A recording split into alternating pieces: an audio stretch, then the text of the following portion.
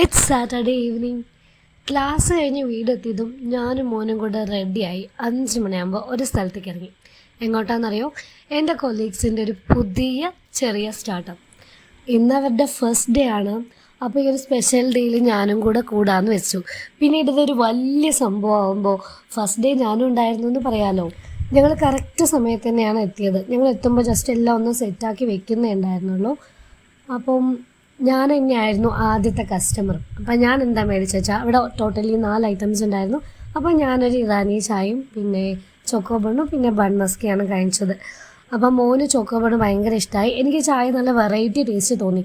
Actually ഈ ചായയിൽ മുക്കി കഴിക്കണം എന്നാണ് പറഞ്ഞത്. ബട്ട് ഞാൻ ചായ വെറുതെ തന്നെ കുടിച്ചു. അങ്ങനെ തന്നെ എനിക്കിഷ്ടമായി. ഒരുപാട് പേർക്ക് ഇതുപോലെ മനസ്സിൽ കുറേ പ്ലാനുകൾ ഉണ്ടാവുമല്ലേ, പക്ഷെ അത് റിയാലിറ്റി ആയിട്ട് കൊണ്ടുവരാൻ എത്ര പേർക്ക് സാധിക്കുന്നുണ്ട്? എൻ്റെ കൊളീഗ്സിന് അത് സാധിച്ചതിൽ എനിക്ക് വളരെ സന്തോഷം. ഞാൻ ശരിക്കും വിഷ് ചെയ്യുന്നുണ്ട്. നാളെ ഇതൊരു വലിയ സംരംഭമാവും. ഇതുപോലെ ആഗ്രഹിക്കുന്നവർക്കൊക്കെ എൻ്റെ കൊളീഗ്സ് ഒരു ഇൻസ്പിറേഷൻ ആവട്ടെ എന്നും കൂടെ ഞാൻ വിഷ് ചെയ്യുന്നു.